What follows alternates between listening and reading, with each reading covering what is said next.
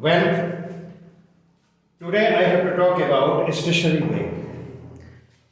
हम लोगों ने प्रोग्रेसिव वेव दो जो एक ही डायरेक्शन में प्रोपगेट कर रही है एक ही मीडियम से, तो सुपरपोजिशन के बाद जो वेव बनती है वो कैसी होती है, उसके इंटरफेरेंस के बारे में और रिजल्टेंट वेव के बारे में हम लोगों ने प्रीवियस क्लास में हम लोगों ने डिस्कस किया है।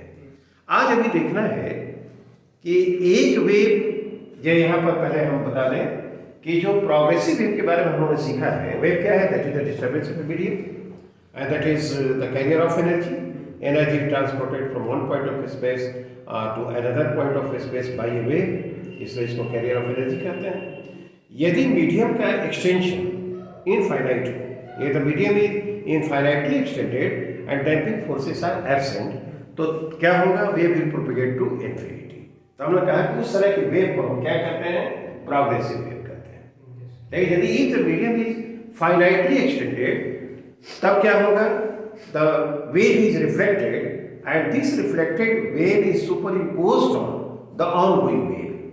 ये रिफ्लेक्ट करने के बाद जो वेव आती है, अब वो ये जो वेव जा रही है उसका सुपरइम्पोजिशन होता है, तो सुपरपोजिशन के बाद जो रिजल्टेंट वेव बनेगी उसको हम लोग स्टैंडिंग वेव या स्टेशनरी वेव कहते हैं, है ना।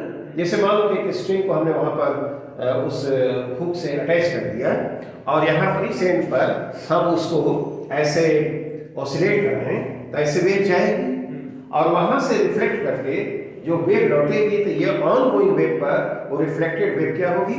सुपर इम्पोज होगी। तो जो वेव बनेगी देखो उस तरह की होगी, इसे हम कहते हैं स्टेशनरी वेव या स्टैंडिंग वेव। ठीक, अच्छा, अब हम क्या लिखेंगे उसमें? For the ongoing wave,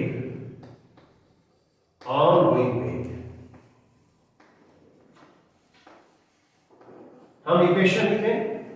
displacement जो y1 है, this is equal to a sine और kx माइनस ओमेगा t। देखो तो this wave is propagating in the positive x direction और एम्पलीट्यूड क्या है? a है, wave number k 2 pi by lambda और एंगुलर फ्रीक्वेंसी ओमेगा वो 2 pi bye capital T is the time wave. ठीक, क्या ये ऑनगोइंग वेव हो गया? This wave is propagating in the positive x direction. ठीक, अब reflection, this wave is reflected, this wave is reflected। जैसे मैंने कहा कि वहां पर अटैच कर दिया स्ट्रिंग को, तो वहां से रिफ्लेक्शन होगा।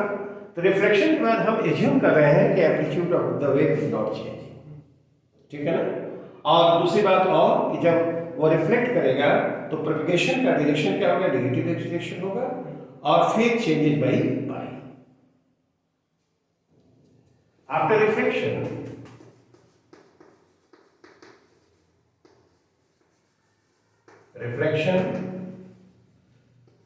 let us assume that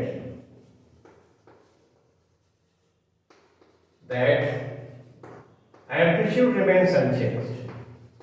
Amplitude is unchanged.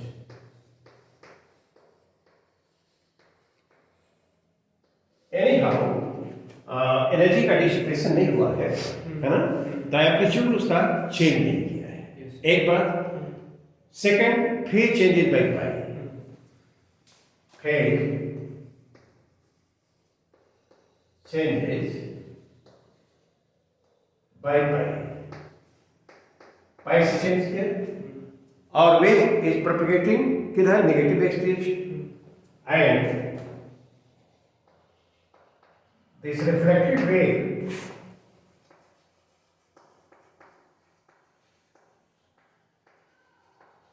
is propagating in the negative x direction। तीन बातें होंगी, propagating in the negative x direction, ठीक है ना। पहला हमने माना कि एम्पलीट्यूड चेंज नहीं किया है, फेज पाई से चेंज किया है, करेगा। इसको हमने माना है कि फेज तो पाई से चेंज करेगा और जो रिफ्लेक्टेड वेव होगी that will be propagating in the negative x direction. Then for the reflected wave reflected wave y2 जो डिस्प्लेसमेंट y2 है क्या लिखेंगे a असाइन। देखो ये x को नेगेटिव कर दे रहे हैं minus a x minus omega t, ठीक, अब प्लस y। रिफ्लेक्टेड वेव के लिए इक्वेशन लिख रहे हैं x को नेगेटिव कर दिया माइनस ओमेगा t, ठीक, और फेज कैसे चेंज किया पाई से, और एम्पलीट्यूड रिमेंस द सेम। तो ये जो लिखा जाएगा हम लिख सकते हैं ये साइन, देखो ये pi minus k x plus omega t, ऐसे लिख सकते हैं। तो A sine pi minus theta equal to sine theta, तो यहां पर ये लिख देंगे ए साइन और के एक्स प्लस क्या ओमेगा टी। देखा, ये रिफ्लेक्टेड वेव के लिए इक्वेशन। अब यह ऑन गोइंग वेव का इक्वेशन हो गया और ये रिफ्लेक्टेड वेव का इक्वेशन हो गया। अब यह जो रिफ्लेक्टेड वेव है that is superimposed on the ongoing wave. तो सुपरपोजिशन के बाद जो रिजल्टेंट वेव बनेगी और उसके लिए जो डिस्प्लेसमेंट होगा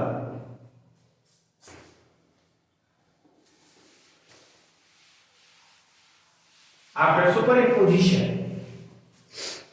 ये तो ऑनगोइंग वेव का इक्वेशन हो गया।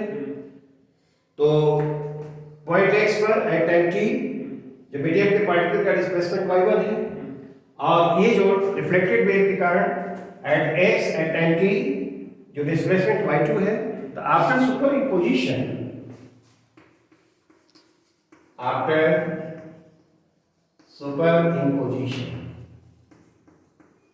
नहीं, the resultant displacement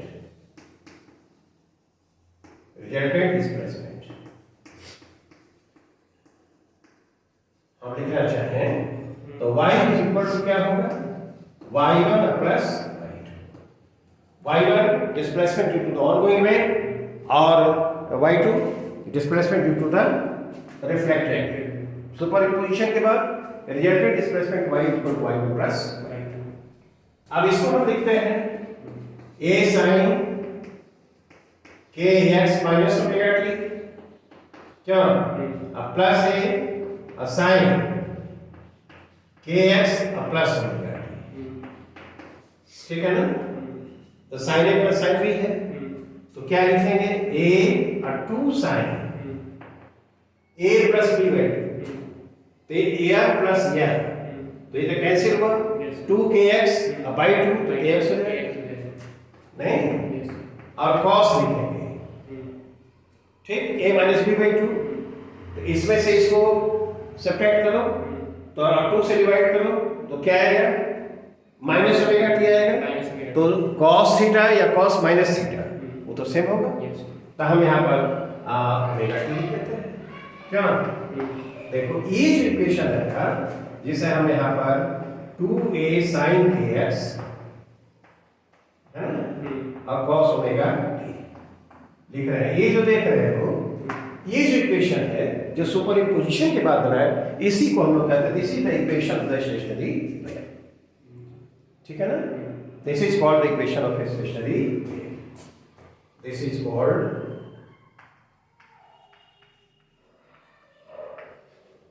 the equation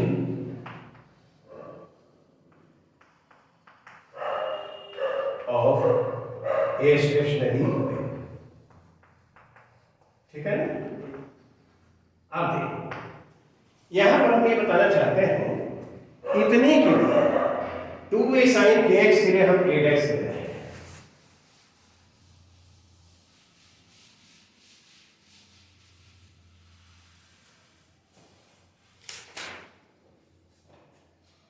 let 2a sin kx and this is equal to a dash, ठीक है ना। तो a डैश कर देंगे तो ये जो होगा y, यह क्या लिखा जाएगा a डैश और cos ओमेगा t, देखा। ठीक है ना, इक्वल्स टू ओमेगा टी रहेगा। और ए डैश जो तुम्हारा जो दिखाई पड़ रहा है यह क्या है, amplitude of the stationary wave. इसको हम क्या कहते हैं, स्टेशनरी वेव का एम्पलीट्यूड। आप तुम ध्यान से देखो, ए डैश जो तुमको दिखाई पड़ रहा है क्या एक्स का फंक्शन है? नहीं, इसका मतलब ये हुआ कि स्टेशनरी वेव में जो डिफरेंट पार्टिकल्स उनके लिए एक्स डिफरेंट होगा, they oscillate with different amplitudes. जबकि प्रोग्रेसिव वेव में all the particles of the medium vibrate और oscillate with the same amplitude. लेकिन स्टेशनरी वेव में क्या होता है, different particles oscillate with different amplitudes. In a progressive wave, ध्यान देने लायक बात है नहीं, in a progressive wave all the particles of the medium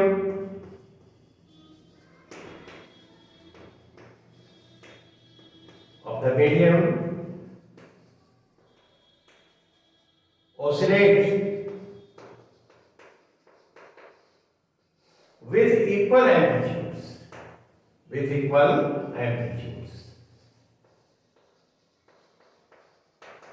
देख रहे हो? प्रोग्रेसिव मीडियम के जितने भी पार्टिकल्स हैं सभी इक्वल एम्पलीट्यूड से ऑसिलेट करते हैं। जैसे मान लो कि हमने यहाँ पर लिखा प्रोग्रेसिव वेव के लिए a sin के एक्सपोनेंशियल ओमेगा t, है ना, तो x पर ये मतलब वो डिफरेंट पार्टिकल्स जो सिचुएटेड होंगे सबके लिए एम्पलीट्यूड यही होगा। लेकिन स्टेशनरी वेव में जो डिफरेंट पार्टिकल्स हैं वो डिफरेंट एम्पलीट्यूड्स के साथ ऑसिलेट करते हैं। क्यों कि एम्पलीट्यूड जो a dash is 2a sin kx, है ना, तो x का मतलब डिफरेंट पार्टिकल के लिए जो पोजीशन x होगा डिफरेंट होगा, तो डिफरेंट होगा तो ये एम्पलीट्यूड a डैश भी क्या होगा, डिफरेंट होगा। तो हम यहाँ पर ये लिख देते हैं, but in a stationary wave,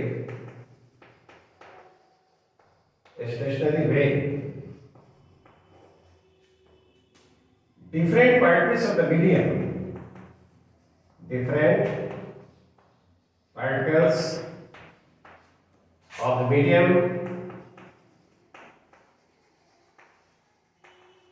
अब मीडियम तो यहाँ स्ट्रिंग ही है, medium oscillate with different amplitudes,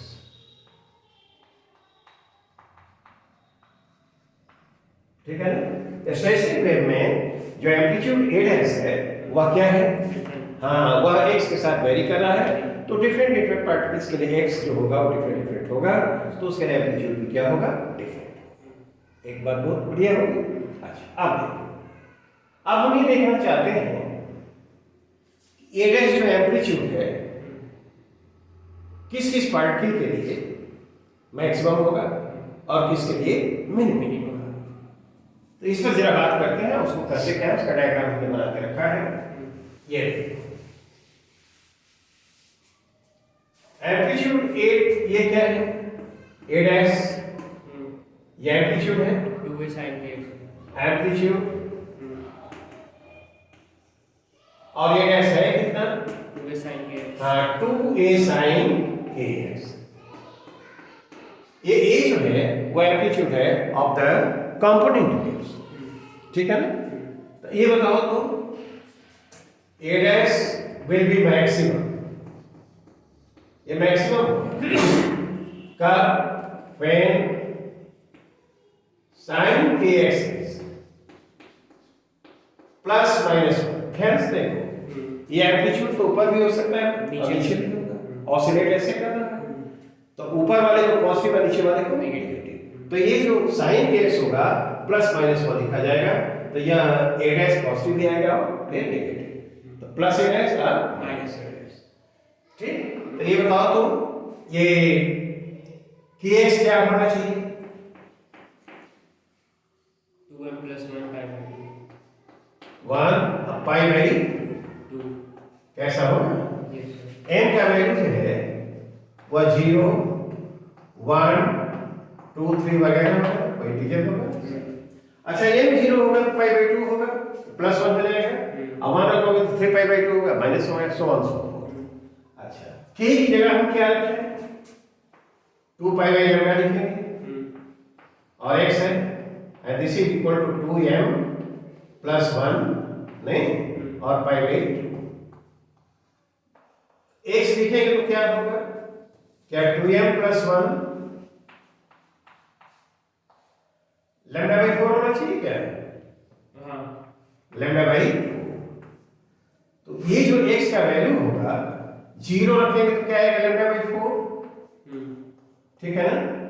और यदि हम 1 रख दें तो क्या होगा, 3 लैम्डा बाई 4, 3 लैम्डा बाई 4। क्यों, और फिर ये 5 lambda by 4, so on so fourth. Yes आप देखिए यहां पर लैम्डा बाई 4 पर, फिर लैम्डा बाई 4 पर, 5 लैम्डा बाई 4 पर जो मीडियम का पार्टिकल सिचुएटेड होगा उसके लिए एम्पलीट्यूड मैक्सिमम होगा, ठीक है ना। तो एक तो देखो यहां पर मैंने बनाया है, ये यहां से यहां तक देख रहे हो, ये जो पॉइंट्स हैं, ठीक है ना, जिनके लिए एम्पलीट्यूड मैक्सिमम है उसको हम लोग एंटी नॉट्स कहते हैं। देख रहे हो ना, यहां पर ये जो जैसे ऐसे दिख रहा है ये है, और फिर उसके बाद वाला ठीक है तो ये ऐसे है, ये देखो यहां से इसका जो डिस्टेंस है लैम्डा बाई 4 और यहां से इसका जो डिस्टेंस है वो क्या है, 3 लैम्डा बाई 4 और इसका क्या है, 5 लैम्डा और इसका क्या होगा, 7 लैम्डा 7। गुड, कैसा होगा, तो ये जो the points of the medium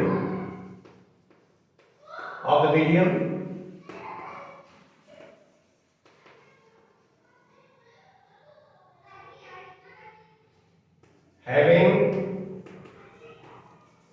maximum amplitude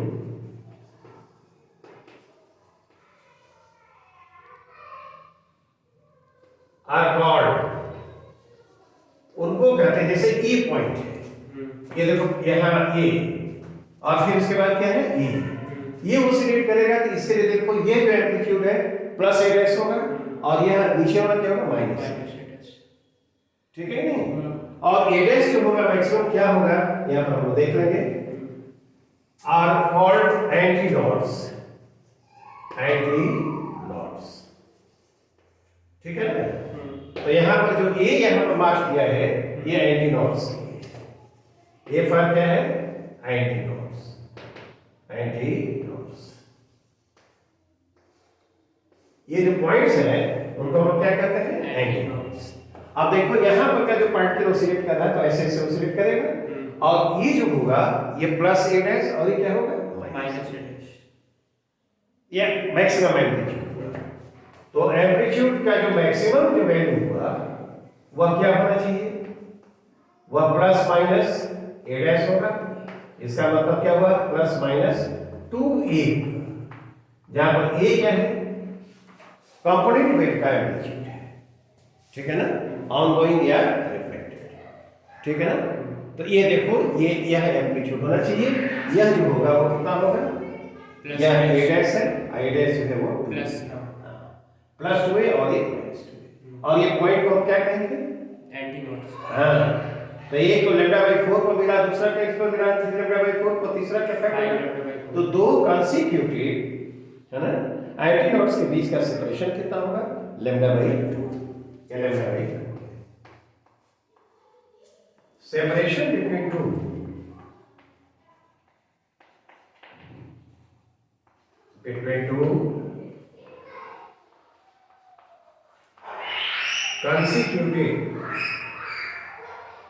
consecutive antinodes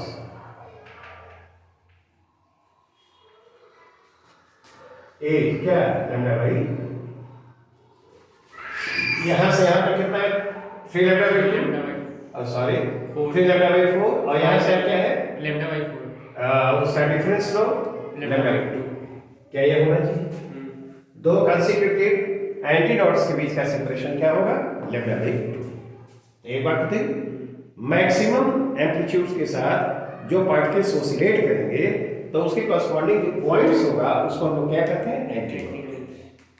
ठीक है ना।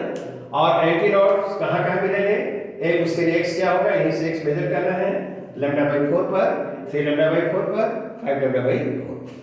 ठीक है ना। तो दो कंसेक्यूटिव एंटी नोड्स के बीच बात जो सेपरेशन है वह कितना होगा, λ/2। इस रिजल्ट को याद रखना है।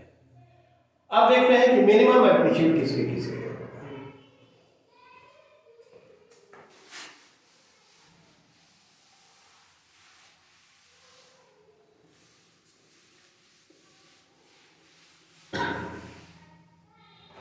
जो a डैश क्या था, 2a sin kx, 2a sin kx। ठीक है ना। a dash will be minimum यानी 0 if sin kx is equal to क्या, 0। तो kx क्या होना चाहिए, m पाई होना चाहिए। हाँ m by क्या m जो है 0 1 2 3 होगा, ये 2 पाई हो जाएगा x और n पाई क्या, तो x क्या आएगा, x आ जाएगा m λ/2, m λ/2। m का वैल्यू क्या है, 0 1 2 3, 0 क्या 1 2 3। तो x का वैल्यू क्या क्या आएगा, 0 आएगा, फिर क्या आएगा 1 तो λ/2 आएगा, फिर क्या आएगा 2 λ/2 आएगा और so on so on। ठीक है ना। तो देखो एक जो यहाँ पर आया ये पहले ये इसी को हम कहते हैं, और एक देखो ये वाला है यहाँ पर पहले मिलेगा 0 पर। ठीक है कि नहीं। तो यहाँ पर जो पार्टिकल है उसके लिए एम्पलीट्यूड जो होगा वह क्या होगा, 0। तो एम्पलीट्यूड 0 होने का मतलब that particle is not oscillating. ये जो पार्टिकल्स के मीडियम थे they are stationary, they will be stationary. Particles of medium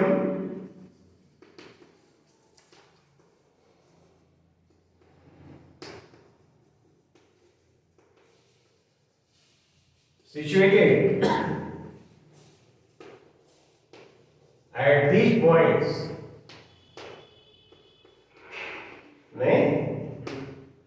will have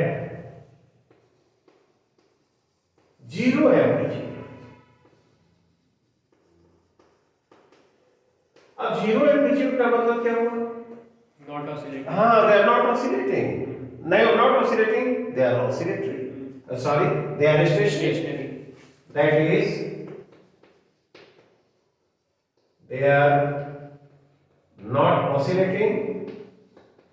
यदि oscillate करेगा तो एम्पलीट्यूड होगा ना, oscillating, or we can say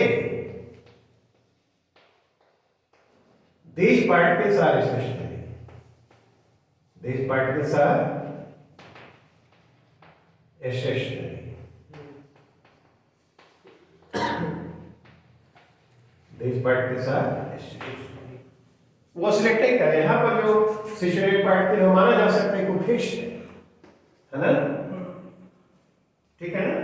ये जो पॉइंट्स ऑफ मीडियम है जिनके लिए एम्पलीट्यूड 0 हम कहेंगे, द पार्टिकल्स और the particles of the medium situated at these points are stationary, और उसको हम कहेंगे क्या, नॉट्स, है ना। These points of the medium are called, these points of the medium are called knots। उसको knots कहते हैं। इसको डिनोट किससे कहते हैं, n से, डिनोटेड बाई। ठीक है ना। तो कहाँ कहाँ मिलेगा, 0 पर, फिर λ/2 पर, फिर 2 λ/2 पर, फिर क्या 3 λ/2 पर, ऐसे मिलेगा। तो दो कंसेक्यूटिव नोड्स के बीच का सेपरेशन फिर करेंगे तो λ/2 - 0 या 2 λ/2 - λ/2, तो ये जो सेपरेशन होगा again this is also lambda by 2। ठीक है ना? तो दो कंसेक्यूटिव नोड्स के बीच का सेपरेशन भी क्या होता है? Lambda by 2। Separation between two consecutive separation between two consecutive nodes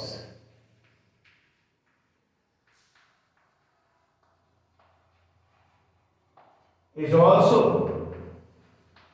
क्या होगा? Lambda by 2। तो दो कंसेक्यूटिव एंटी नोड्स हो या दो कंसेक्यूटिव नोड्स हो, दोनों के बीच सेपरेशन क्या होता है? Lambda by 2।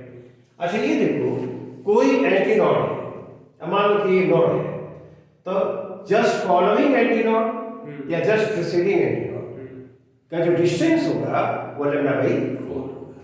ठीक है ना? Distance of the just following और just preceding,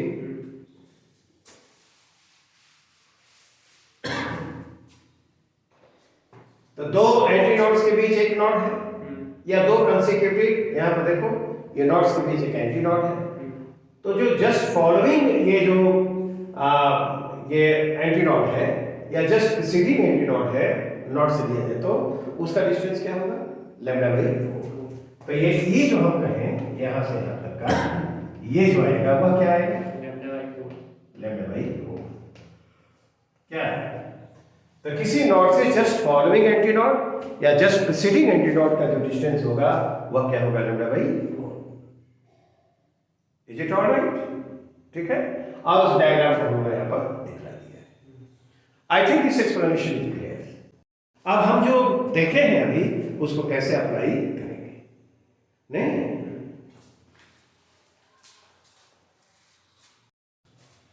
now let us consider simple application.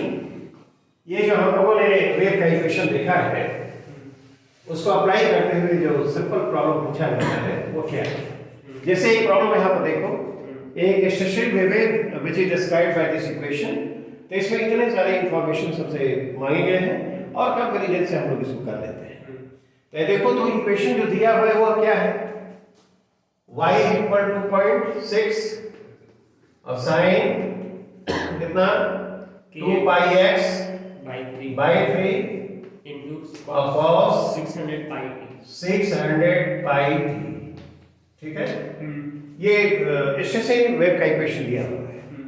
आप देखो तो होता क्या है? 2a sin kx और cos ओमेगा t। ये हम लोगों ने पढ़ा है, इक्वेशन हमने डिराइव किया है।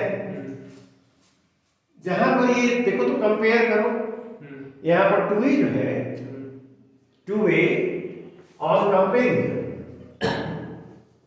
कंपेरिजन हम क्या पा रहे हैं?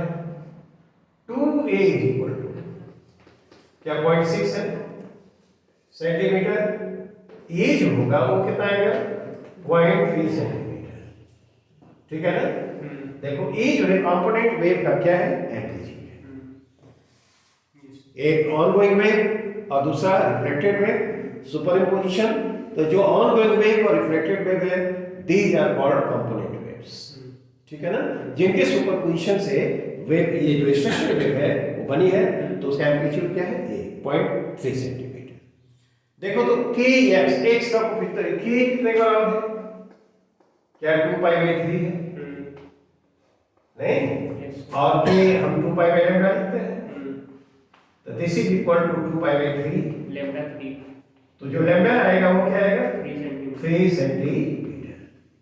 कंपोनेंट वेव्स है ना, जिनसे यह स्ट्रक्चर वेव बनी है, जिनके सुपरपोजिशन से बनी है मीन, तो उसके लिए वेवलेंथ जो होगा 3 सेंटीमीटर। तो तुम्हारा ये एम्पलीट्यूड भी हो गया, ये वेवलेंथ भी हो गया, और फ्रीक्वेंसी के लिए देखो तो यहाँ पर omega t, omega is equal to क्या दिखाई पड़ रहा है? 600 पाई। आइए 2 पाई एन लिख लेंगे, 600 पाई एन फ्रीक्वेंसी, तो एन जो होगा वो कितने बड़ा होगा? 300 हर्ट्ज। ठीक है? फ्रीक्वेंसी। अब तुमको वेलोसिटी चाहिए, तो वेव की वेलोसिटी भी क्या होती है? L lambda. v equal to n lambda, क्यों? तो n तुम्हारा कितना है? 300 आया, 300 into 3. लैम्डा कितना है? 3, 900 हाँ, तो ये 900 जो है centimeters. सेंटीमीटर पर सेकंड है। तो इसको क्या लिखोगे? 9 Meter per second. मीटर पर सेकंड वेव की वेलोसिटी होगी। तो ये जो इंफॉर्मेशंस मांगे गए हैं, क्या कंपैरिजन से हम लोग देख लिया क्या है? Now let us consider similar second similar problem.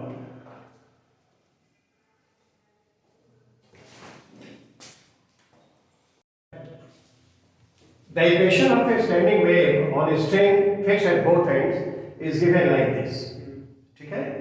और x y से क्या है? सेंटीमीटर में, टाइम पर सेकंड में। तो कहता है कि ये स्ट्रिंग का जो मिनिमम लेंथ होगा वो क्या होगा? तो देखो मिनिमम लेंथ के लिए यहाँ पर सोचो, यहाँ भी फिक्स है और यहाँ भी फिक्स हुआ, तो जो वाइब्रेशन होगा सिंपलेस्ट मोड, तो क्या ये होना चाहिए? नहीं, तो फिक्स्ड एंड पर तो क्या बनेगा? नॉट, और ये क्या होगा? Anti not. तो ये जो मिनिमम लेंथ होना चाहिए स्ट्रिंग का, वह यहाँ और यहाँ के बीच, तो दो कंसेक्यूटिव डॉट्स के बीच का जो सेपरेशन होता है वो क्या होता है? लैम्डा बाई लैम्डा बाई, तो लैम्डा बाई 2 कोई, तो एज मिनिमम जो आएगा that should be equal to क्या है? Lambda by 2। ये कॉन्सेप्ट यही हुआ Yes sir. कि स्ट्रिंग का जो मिनिमम लेंथ होना चाहिए वो क्या होना चाहिए? लैम्डा बाई 2 होना चाहिए। तो अब इस इक्वेशन से हम क्या करें? लैम्डा निकालना है। तो देखो y इज इक्वल टू, ये तो दिया है कितना? 0.4 Sin pi x by 10. sin pi x by 10। Cos 600. तो ऐसे ही देखकर बता सकते हो, लेकिन हम तो pi by 10 हो गया. पाई t हो गया, हाँ. और y इक्वल टू होता क्या है? 2a हाँ. sin kx, और क्या? cos omega t। कंपेयर करो तो k इक्वल टू क्या आएगा? Pi by 10। ठीक है, ऐसे ही बातें देते हैं।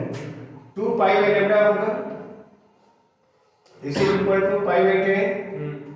तो बताओ लैम्डा कितना है? 20 सेंटीमीटर। 20 सेंटीमीटर ये लैम्डा होगा। तो ये बताओ, ये जो लेंथ का मिनिमम वैल्यू है, मिनिमम ना, Yes. तो वह कितना हो जाएगा? This is equal to lambda by 2। 20 by हाँ, तो ये जो होगा 20 बाई 2 माने 10 सेंटीमीटर। क्यों? Yes. ये जो स्ट्रिंग की लंबाई जो होनी चाहिए 10 cm. Fixed at both ends, तो वो ये जो होगा लैम्डा बाई 2 होगा, यानी 10 सेंटीमीटर होगा। इस पर बहुत अच्छे प्रॉब्लम्स हैं। We will do other problems in the next class, ठीक है ना? And this is the basic concept of the stationary wave. तो जो बेसिक चीजें हमें बता दिया, इसके एप्लीकेशंस पर बात करेंगे और इन the next class. Thank you, that's all.